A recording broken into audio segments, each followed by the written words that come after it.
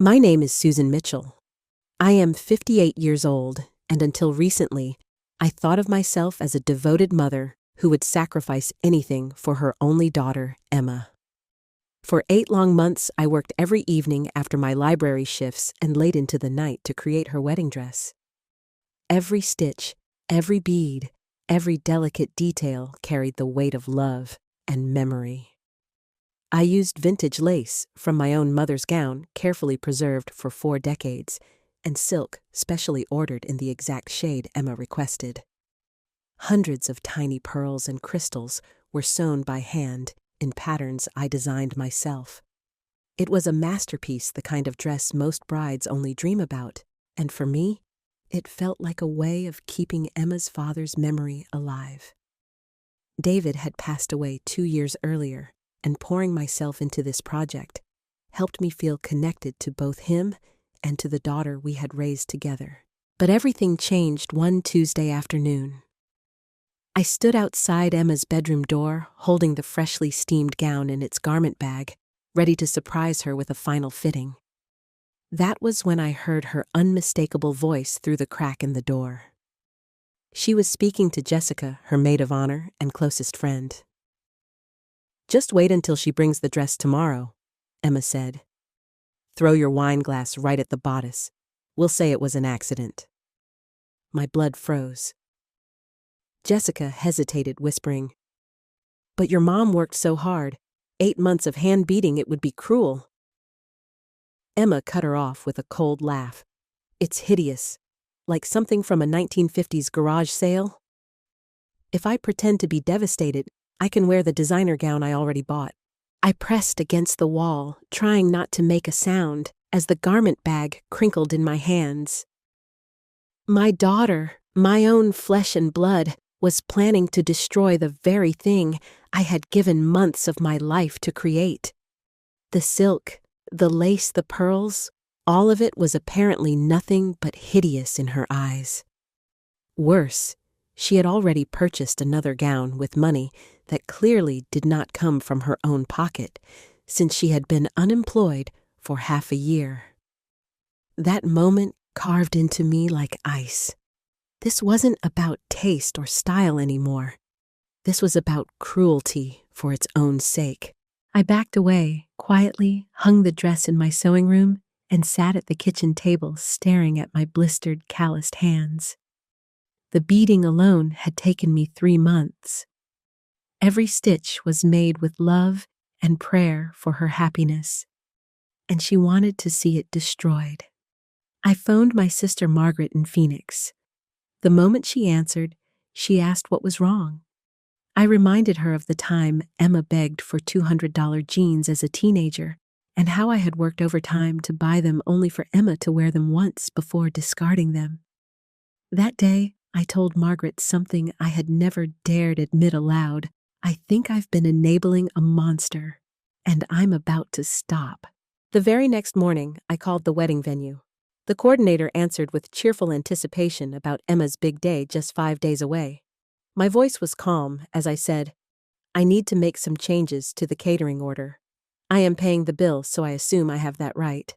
She agreed instantly, not realizing she was speaking to a woman who had reached her breaking point. That was the moment my plan began forming. If my daughter thought she could humiliate me and manipulate me into silence, she was gravely mistaken. She had spent months weaving her little plot, but I was her mother, and I had lived long enough to know how to unravel it. As I brewed tea that morning, I realized Emma had no idea who she was dealing with. I had spent decades cleaning up her messes, smoothing over her mistakes, and shielding her from consequences. David had always excused her behavior too. Believing kindness meant never confronting her. But David was gone, and I was done enabling. My daughter had crossed a line, and I was ready to teach her a lesson she would never forget. What I didn't know then was how far that single decision would ripple through her friendships, her engagement, and ultimately through the very core of who she believed herself to be. The day of the bridal brunch was approaching. Emma expected me to unveil her dress in front of her bridesmaids, her future mother-in-law Patricia, and a circle of friends. Instead, I was planning something else entirely. Something that would reveal her true nature for all to see. As I set my teacup down, my heart still aching, I promised myself one thing: Emma would finally learn that actions have consequences. And I, Susan Mitchell, was finished being her victim. On the morning of the brunch, I transformed my home into a stage. The good china gleamed on the table, silver candlesticks polished until they sparkled, and fresh flowers filled the dining room with color and fragrance. I wanted everything perfect, not for Emma's sake, but for the truth that was about to be revealed. In my bedroom hung the real wedding dress, a breathtaking creation I had poured my soul into. But the garment bag I carried out that day held something else entirely, a $12 monstrosity I had picked up at Goodwill. Stained polyester peeling fake pearls and a crooked hemline hacked shorter with scissors. If Emma believed my months of work looked like garage sale material, then I would give her exactly what she claimed to want. Guests began arriving at 11 a.m. sharp. Jessica entered first, pale and nervous, her guilt hanging on her like a heavy cloak. Emma's cousin Sarah and 2 other bridesmaids followed, buzzing with excitement. Patricia, the groom's mother, brought champagne for the toast. Finally, Emma swept in with Brad close behind a camera in his hands to capture what she thought would be a proud unveiling. She looked at my dining room surprised. "Mom, this looks amazing. You really went all out." I smiled calmly. It's not every day my daughter sees her wedding dress revealed properly. When everyone had gathered, I appeared holding the garment bag high like it contained treasure. With deliberate flourish, I unzipped it and pulled out the polyester disaster. Emma's face shifted from confusion to horror to rage in seconds.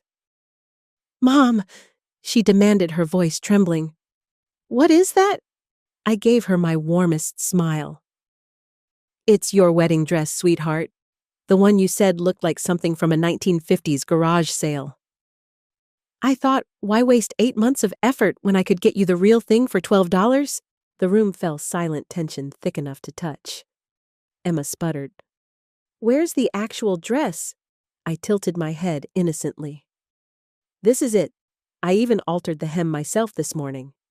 Not my best work, but then again, you said my sewing was garage sale quality anyway." Patricia shifted uncomfortably, but I stopped her from leaving. "Please stay, Patricia. I think you'll want to hear this." Emma's control cracked. "You're out of your mind. I can't wear that disgusting thing." I let my smile fade into something colder. "Interesting. So this one is too ugly for your wedding, and the one I worked on for 8 months was also too ugly." "Which is it?" Brad frowned, confused. "Mrs. Mitchell, what's going on?" I turned to him, my tone measured. "What's going on is that your fiancé asked me to make her dress, then planned to have Jessica throw wine on it so she could claim it was ruined and wear something else instead." Gasps erupted. Sarah dropped her mimosa, and Patricia's eyes widened. "That's not true," Emma said weakly, but I looked straight at Jessica. "Would you like to tell everyone what Emma asked you to do?" Jessica broke instantly, tears spilling down her cheeks. "She told me to throw wine on it and pretend it was an accident. I didn't want to, Mrs. Mitchell. I told her it was wrong." Emma snapped, "Shut up, Jessica." But the damage was done. Jessica sobbed. "Do you know how many hours your mom spent on that dress? Do you know what it cost her?" The room erupted with murmurs. Patricia stood ready to leave, but I persuaded her to remain. "Since you're paying for half this wedding, you deserve to know what kind of person your son is marrying." Emma's face burned red as angry tears filled her eyes. "Mom, you're ruining everything. Everyone's going to think I'm a terrible person." My voice softened into something deadly quiet. "Are you a terrible person?" "Emma." She opened and closed her mouth, but offered no real defense. Brad stepped forward, his voice sharper now. "Where's the real dress?" I met his gaze. "It's safe. Don't worry. It really is beautiful despite what Emma thinks." I left the room, returned with the real gown, and unveiled it. Gasps filled the air again, but this time in awe. Sarah whispered, "Oh my God." Patricia examined the beadwork up close. "This is museum quality. How could you call this hideous?" Emma glared at it like it was venomous. "It's just not my style," she muttered. Brad's patience snapped. "Emma, this is the most beautiful dress I've ever seen. How can you dismiss it?" Her reply was cruel and defensive. "You don't understand fashion." Brad's jaw tightened. "I understand when someone puts love into their work, and I understand cruelty when I see it." That was when I knew something had broken beyond repair. The brunch ended with Emma storming out, her reputation in tatters, and Brad staying behind to apologize for her. As I loaded dishes into the dishwasher, he admitted, "I'm not sure I can marry someone capable of this." His words, quiet but firm, told me everything I needed to know. Emma's carefully built future was beginning to collapse. 2 days passed before Emma called again. When she finally did, her voice was hoarse from crying. "Mom, Brad wants to postpone the wedding." I listened silent at first, then asked what exactly he had said. Through sobs, she explained that he needed time to reconsider their compatibility, that what she did with the dress made him question her character. She ended with the same accusation she had always used to escape blame. "How could you do this to me?" My reply was calm. "I didn't do anything to you, Emma. You did this to yourself." For once, she had no immediate comeback. That night, I sat at the kitchen table reflecting on how far I had allowed her behavior to go. From the expensive jeans she wore once, to lies she had told at jobs, to rumors she had spread about Brad's sister, Emma had lived her whole life avoiding accountability. David, her father, had always excused her, worried she would stop loving him if he held her responsible. I realized now that my late husband's tenderness had slowly eroded Emma's moral compass. He had loved her with indulgence. I would love her with boundaries. The next morning, I made one final call to the wedding venue. Not just the catering this time, everything. The reception, the flowers, the band, the photographer. All of it. My financial support was gone. At 6 a.m. the following day, my phone erupted with Emma's hysterical voice on voicemail. "They called me. They said you canceled everything. How could you? It's my wedding." I deleted the message and poured myself more coffee. A little later, Patricia called, equally shocked. "Susan, please tell me this isn't true. Guests are traveling, money has been spent." My tone was measured but unshakable. "Patricia, if your future daughter-in-law had plotted to destroy something precious to you out of spite, would you celebrate her anyway?" There was a long pause, then a defeated sigh. By noon, Emma texted me a plea. "I'll pay you back every penny if you just fix this." I typed back, "With what money you've been unemployed for 6 months. Brad's too smart to fund this now." Her reply came fast, filled with venom. "I hate you." I answered just as quickly, "I love you. That's why I'm doing this." Because this wasn't hate. It was the truest act of love I had ever given her, refusing to shield her from the consequences of her cruelty. That afternoon, Brad called. His voice was steadier than I expected. "Mrs. Mitchell, I want to thank you. You've shown me who I was about to marry before it was too late. I'm not postponing anymore. I'm calling it off for good."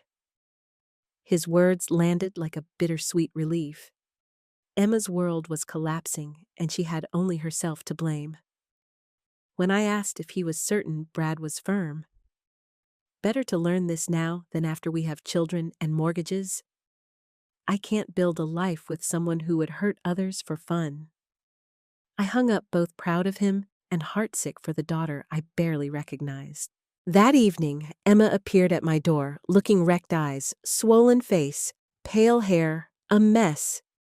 She collapsed onto my couch, wailing that everyone hated her. Jessica had cut her off. Sarah thought she was a monster. Brad refused to see her. Now there's no wedding, no reception, and everyone will know it's my fault, she cried. I leaned forward, my voice quiet but unrelenting. Is it your fault, Emma? She faltered, tried to spin it back onto me, but the evidence was undeniable. Eventually, she admitted I just didn't like the dress. My reply was sharp. So you planned to destroy it instead of telling me the truth? She stammered excuses until I cut her off. Emma, you didn't accidentally plan to hurt me. You deliberately plotted it. Tears poured down her face as she whispered, I just wanted to look perfect. I was afraid people would think I was trying too hard. The other dress looked effortless. I studied her closely. For once, she wasn't deflecting. She was exposing the rotten insecurity beneath all her arrogance. So instead of being honest, you chose cruelty, I said. She nodded faintly, her composure collapsing. For the first time in years, she seemed to realize just how far she had fallen. I reminded her of when she was 8 and broke our neighbor's garden gnome. Back then, she confessed offered to pay from her allowance and made it right. What happened to that little girl, I asked. Emma's sobs grew harder. I don't know. I did. She learned that her mother would always fix her mistakes and that tears worked better than honesty. Emma couldn't argue. She sat silently shattered by the truth. When she finally asked what happens next, I gave her the hardest answer of all. Your mother didn't destroy your wedding. Your own choices did. But you don't have to stay this way. You can change. But it starts with real apologies and accountability. No more excuses. For once, Emma didn't argue. She just nodded, exhausted, like a child finally ready to face reality. The morning that should have been Emma's wedding dawned gray and drizzly. I made pancakes while waiting for her call, half expecting another tantrum. Instead, her voice sounded softer, almost timid. Mom, I've been thinking about what you said. I want to apologize. Really apologize to Jessica first, then Brad's family, then everyone else. For a moment, pride stirred in me. It was the first hint of accountability I'd heard from her in years. But when she asked me to come with her for support, I refused. No, Emma, this is something you need to do on your own. If Jessica won't let you in, then you'll learn what it means to lose someone's trust. She was quiet, then whispered, I'm scared. My answer was blunt. Good. Fear means you finally understand that choices have consequences. The day passed uneventfully for me. I ran errands, worked in my garden, and let 60 invited guests discover on their own that the wedding was no longer happening. Around 4 p.m., Emma called again. I talked to Jessica, she said, voice steadier now. She cried. I cried. I told her it wasn't her fault, that I was sorry for putting her in that position. I told her I was sorry for being the kind of friend who would ask someone to do something so mean. I felt a small spark of hope. When I asked how Jessica responded, Emma admitted she said she needs time to decide if she can even be friends with me again. Her voice wavered. And she's right. If someone asked me to destroy a dress their mother made, I would have said no immediately. The fact I thought Jessica might agree says something terrible about the kind of friend I've been. Later, she visited Brad's family. Patricia, still hurt and disappointed, offered no comfort. Brad's sister, Lisa, was sharper. This doesn't surprise me. You've shown your true colors, before she told Emma, reminding her of the rumor that had nearly destroyed Lisa's relationship. Emma admitted to me afterward that it stung because Lisa was right. I told myself I was protecting her, but I was just bored and wanted drama. I think I might be a terrible person, she confessed. I corrected her gently. You've done terrible things, but you don't have to keep being terrible. Change is possible, but only if you stop lying and start taking responsibility. That evening, Brad came to my door holding flowers.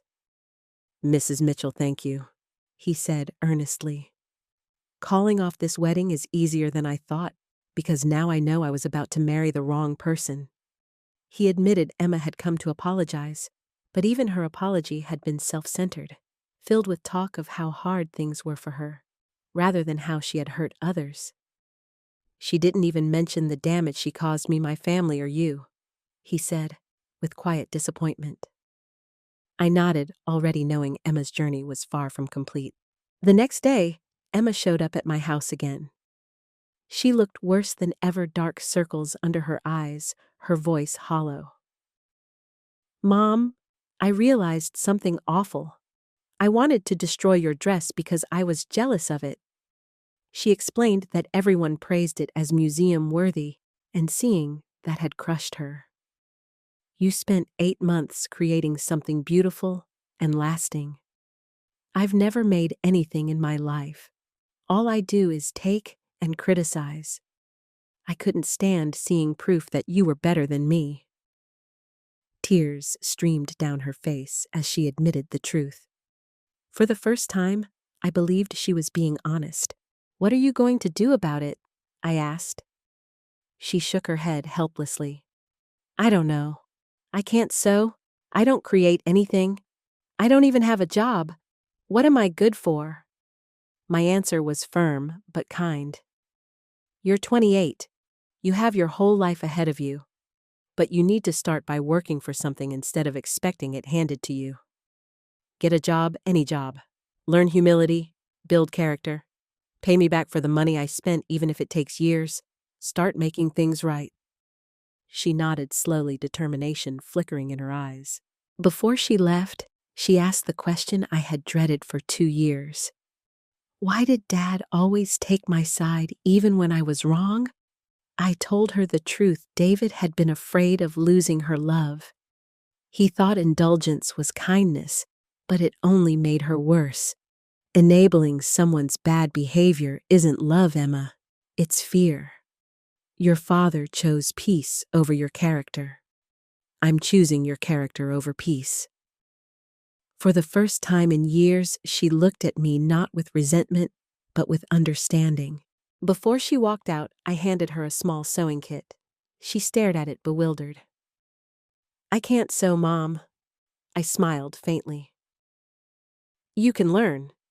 Sewing takes patience, practice, and the willingness to start over when you make mistakes. Just like rebuilding your character." She cradled the kit as if it were something precious, promising she would try. As she left, I felt something unexpected hope. For the first time in decades, I believed my daughter might finally be ready to change. 3 months later, Emma had begun stitching together a different life, slow, uneven, but real.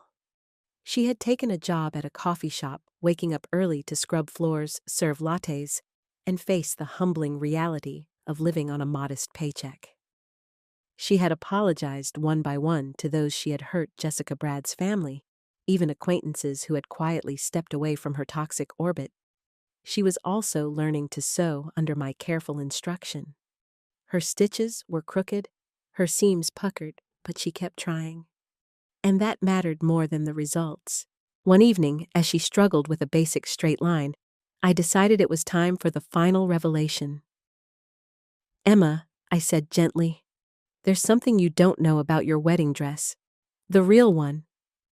She looked up nervously. "If it's that I'm hopeless at this, I already know." I shook my head. "No. The dress you saw that day, the one everyone said was beautiful, that wasn't your wedding dress." Her face went still. "What do you mean?"